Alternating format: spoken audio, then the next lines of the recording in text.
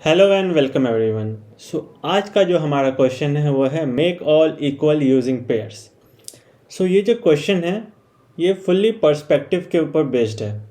अगर आप इसको इजी वे में समझेंगे तो ये क्वेश्चन बहुत ही इजी है, अगर इसको टफ वे में समझने की कोशिश करेंगे तो बहुत टफ हो जाएगा।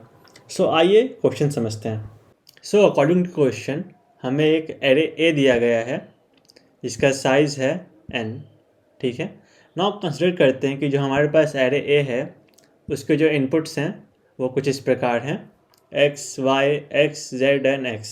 नाउ क्वेश्चन हमें बोल रहा है कि हमें एरे के सारे एलिमेंट्स को इक्वल करना है, बट उसके रूल्स इस तरह हैं कि अगर एक्स ए आई पे है एंड वाई ए जे पे है तो हमें अगर ए जे पे ए आई की वैल्यू चाहिए तो एक्स की जो ए आई की वैल्यू है उसे हम ए जे पे पुट करेंगे। हमें कोई नई वैल्यू नहीं चाहिए, हमें एरे में जो वैल्यू पहले से ही है उसी के बेसिस पे सबको इक्वल करना है। या फिर अगर ए आई पे जो वैल्यू है उसे हमें ए जे की जो वैल्यू है उसे हमें ए आई पे रखनी है तो हमें ए जे की वैल्यू ए आई पे पुट करनी पड़ेगी। यानी कि अगर हम एक्स की जगह पे वाई चाहते हैं तो एक्स की जगह पे वाई पुट करना पड़ेगा। ये तो हो गई क्वेश्चन की लैंग्वेज। इसको आइए दूसरे लैंग्वेज में दूसरे स्टेटमेंट में समझने की कोशिश करते हैं। हमें ये एरे दिया गया है। नाउ हमें इसमें मिनिमम चेंजेस करने हैं। इसके जो करने के बाद जो हमारे एरे के जितने भी एलिमेंट्स हैं सारे इक्वल हो जाए। नाउ यहाँ पे हमें सिंपल दिख रहा है कि वाई और जेड की जगह पे हम अगर एक्स और एक्स पुट कर दें तो ये हमारे एरे के सारे एलिमेंट्स इक्वल हो जाएंगे। वही करना है, बट इसको करने के लिए इसको हमने क्यों किया ये हम समझते हैं, ठीक है।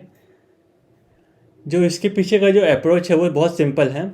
हमने दो नंबर को स्वैप किया, वो दो ही नंबर क्यों स्वैप किया क्योंकि वो दो नंबर इक्वल नहीं थे जो मोस्ट फ्रीक्वेंट टर्म है हमारे एरे में। हमारे एरे में सबसे मोस्ट फ्रीक्वेंट टर्म क्या है x। Now y and z are not equal to x, हमें उसको स्वैप करना पड़ेगा, उनको चेंज करना पड़ेगा, या वही हमारे मिनिमम नंबर ऑफ स्वैप्स होंगे। नाउ इस क्वेश्चन को थोड़ा डिटेल में समझने की कोशिश करते हैं। इस क्वेश्चन को अगर एनालाइज करें तो इसमें तीन केस पॉसिबल हैं। आइए देखते हैं। केस वन जो है उसमें हमारे ऑल टर्म्स इक्वल होंगे, जो एरे के जितने भी एलिमेंट्स हैं वो सारे इक्वल हो सकते हैं। पहला केस पॉसिबल है तो इसमें हमें नो चेंजेस, कोई चेंजेस करने की ज़रूरत नहीं है। केस टू, इसमें कोई भी टर्म इक्वल नहीं होगा। सपोज करिए एक सीरीज़ 1 2 3 4 5 या फिर 2 4 8 6 14 कुछ भी हो सकता है, इसमें कोई भी टर्म इक्वल ना हो, सबकी फ्रीक्वेंसी 1 हो। या फिर केस थ्री, कुछ टर्म इक्वल हो फिर कुछ टर्म अनइक्वल हो। For example 2 2 3 3 4 4 4 5 5 5। इस केस में हम कैसे सॉल्व करेंगे, लेट्स सी। नाउ जो हमारा केस वन है जिसमें सारे टर्म इक्वल हैं, एज आई सेड कि हमें कुछ नहीं करने की ज़रूरत है, उसमें हमें आंसर ज़ीरो मिलेगा, यानी कि हमें ज़ीरो स्वैप करने की ज़रूरत है। नाउ केस टू, इसमें सारे टर्म्स डिफरेंट हैं। नाउ इसमें हम क्या कर सकते हैं, कुछ करने की ज़रूरत नहीं है इसमें, बस n-1 करने की ज़रूरत है। आप समझिए इस बात को थोड़ा। हमें सारे एलिमेंट्स को चेंज करना ही पड़ेगा, सारे की फ्रीक्वेंसी एक है, ठीक है। तो हम किसी एक एलिमेंट को पकड़ लें, बाद बाकी सारे एलिमेंट्स को इसको इक्वल कर लें। जैसे कि 1 2 3 4 5 है तो अगर हम 1 को छोड़ दें और बाकी सबको 1 1 1 कर दें, उतने ही चेंजेस करने पड़ेंगे। आप इसी तरह किसी और एलिमेंट को भी पकड़ सकते हैं एंड आप रेस्ट एलिमेंट्स को चेंज करेंगे तो उतने ही नंबर ऑफ चेंजेस करने पड़ेंगे, that is n-1। Now case three, इसमें हमें सोचना पड़ेगा। तो केस थ्री में हमें कुछ टर्म्स इक्वल होंगे एंड कुछ टर्म्स डिफरेंट होंगे, जैसे 2 2 3 3 1 1 1 इस तरह। तो इस केस में हमें फाइंड करना पड़ेगा कि सबसे मोस्ट फ्रीक्वेंट टर्म कौन है। एज आई सेड 1 1 1 2 2 एंड 3, इसमें से मोस्ट फ्रीक्वेंट टर्म कौन है, 1। नाउ वो कितनी बार आ रहा है, मतलब उसकी फ्रीक्वेंसी क्या है, वो फाइंड कर लेंगे। देन उसके बाद आंसर बहुत ही सिंपल है, आंसर होगा हमारा n- फ्रीक्वेंसी। क्यों, 1 1 1 2 2 एंड 3 है तो इसमें 1 1 1 तीन टाइम आ रहा है। नाउ रेस्ट टर्म्स 2 2 एंड 3, इन तीनों टर्म को हमें 1 में चेंज करना पड़ेगा। नाउ n हमारा 6 है, नाउ n-3, तीन चेंजेस हमें करने पड़ेंगे। So that is the approach we will use. Now इस अप्रोच को अगर हम case one and case two में पुट करें सो इसके आंसर्स भी बहुत ईजिली आ जाएंगे। नाउ अगर इस अप्रोच को हम केस वन में पुट करें तो हमारी फ्रीक्वेंसी क्या आएगी, मैक्सिमम मोड की जो मोस्ट फ्रीक्वेंट एलिमेंट है उसकी फ्रीक्वेंसी क्या आएगी, n, जितना उसका एरे का लेंथ है। नाउ n माइनस फ्रीक्वेंसी हमें करना है n minus n, that is equal to zero swaps. And in case 2, जैसे कि हमने बोला था, हर एक एलिमेंट मैक्सिमम 1 टाइम ही अपीयर कर रहा है, सो इसमें मैक्सिमम फ्रीक्वेंसी क्या आएगी, I mean the frequency of the most frequent term, that is 1।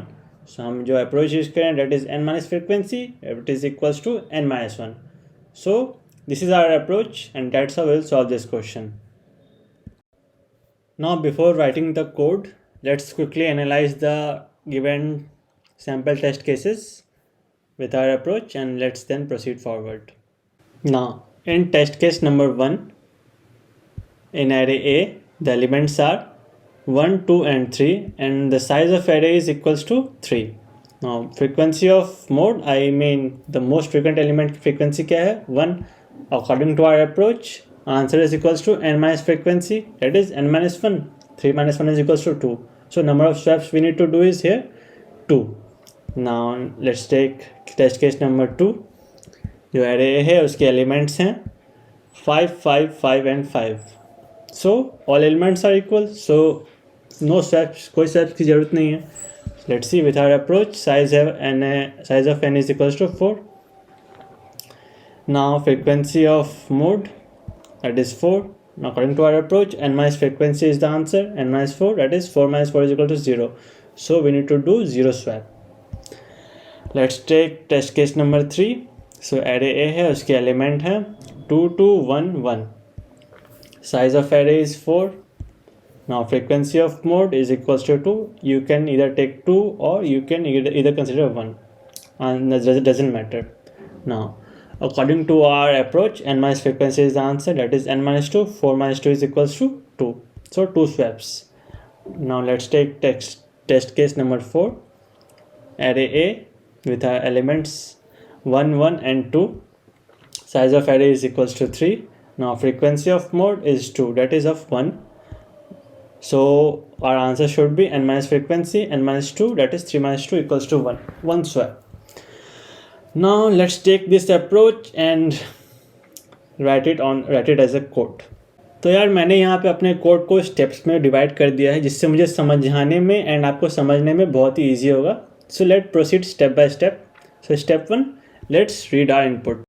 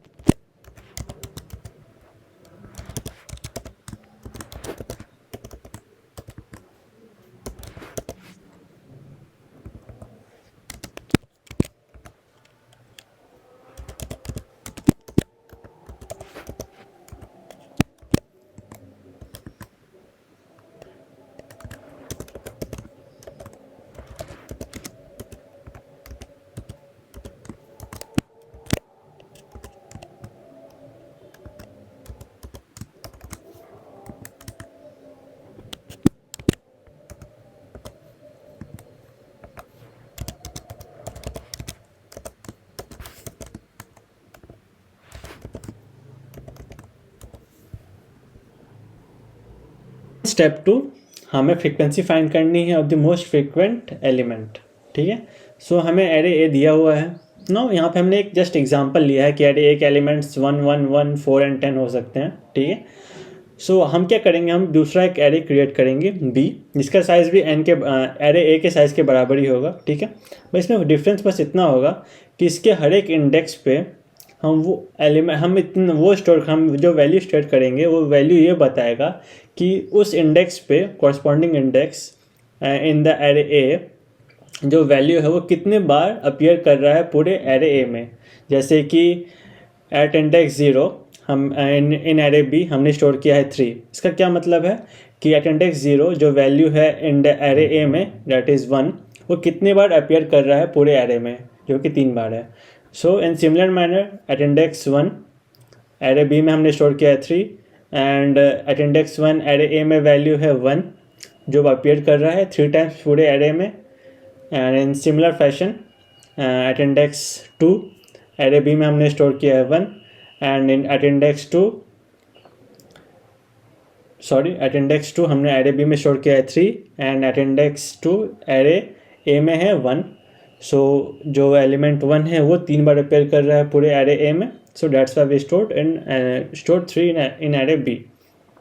And at index 3 we stored 1 and at index 3 in array A जो एलिमेंट 4 है वो सिर्फ 1 बार अपीयर कर रहा है. So that's why we stored 1. So ये पार्ट 1 है.